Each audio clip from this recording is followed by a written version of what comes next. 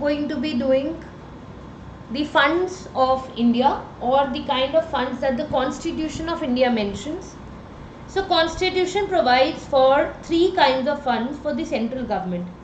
The first is the Consolidated Fund of India. This fund comes under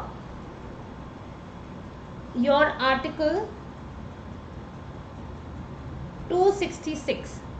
The Contingency Fund comes under Article 267, and your Public Account of India comes under Article 266.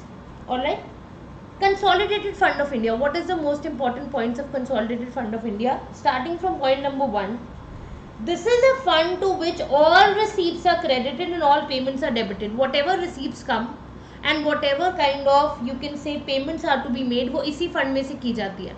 अगर कोई पैसा देने वाला है या कोई किसी तरह की इनकम आई तो वो इसी फंड के अंदर आएगी और इसी फंड से दी जाएगी. जितना भी रेवेन्यू आता है जो गवर्नमेंट ऑफ इंडिया को आता है, the revenue of government of India, वो सारा का सारा इस फंड के अंदर आता है. That is the consolidated fund of India. Secondly, जितने भी लोन्स रेज किए जाते हैं by government by the issue of treasury bills या लोन्स और ways and means of advances, तो वो इस पर्टिकुलर फंड से किए जाते हैं.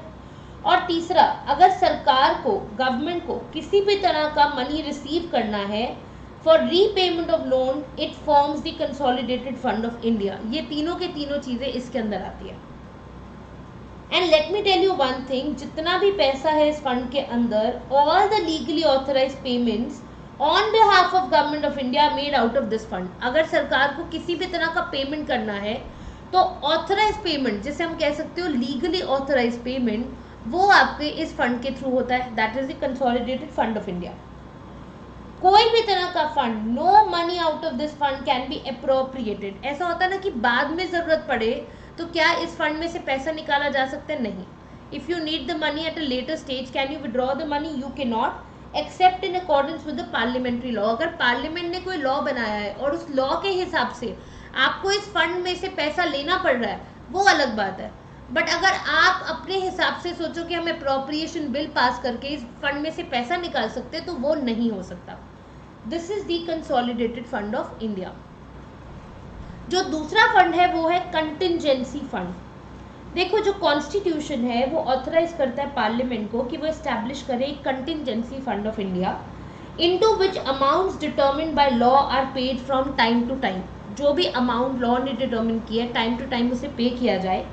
एंड अकॉर्डिंगली जो पार्लियामेंट है वो इनैक्ट करता है contingency fund of India act. There is an act to it which is called as contingency fund of India act of 1950. अब ये जो फंड है, इसको डिस्पोज करने के लिए, पैसा निकालने के लिए, you need someone, that is the president.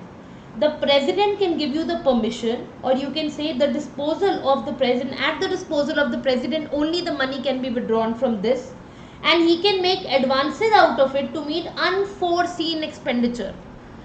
ऐसा कोई एक्सपेंडिचर जिसके बारे में हमें पता नहीं है, ऐसा कोई एक्सपेंडिचर जो अचानक से आ जाए, तो उस पर्टिकुलर खर्चे के लिए, उस पर्टिकुलर एक्सपेंडिचर के लिए the president can use the contingency fund of India to make any kind of payment.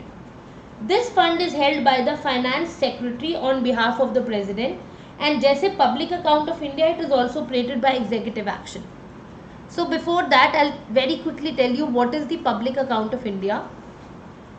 This fund or all the other public money other than those which are credited to consolidated fund of India, जो इस fund में पैसा नहीं गया इस fund के अंदर, उसके अलावा जो भी पैसा जाएगा वो जाएगा पब्लिक अकाउंट ऑफ इंडिया के अंदर.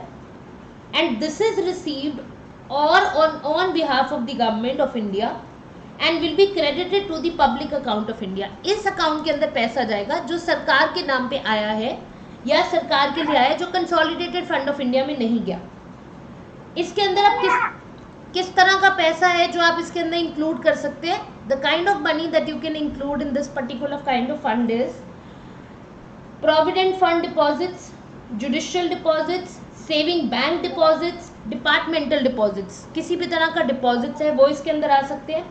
And this account is operated by executive action. That is जितना भी पेमेंट है from this account can be made without parliamentary appropriation, इसके अंदर भी पार्लियामेंट्री अप्रोप्रिएशन की जरूरत नहीं है, without parliamentary appropriation. Such payments are mostly in the nature of banking transaction, अगर बैंकिंग के ट्रांजेक्शन के तौर पे करना है तो आप कह सकते हो कि आपको पब्लिक अकाउंट ऑफ इंडिया से आप पेमेंट कर सकते हो। So these are the 3 different kinds of fund which are under the constitution of India.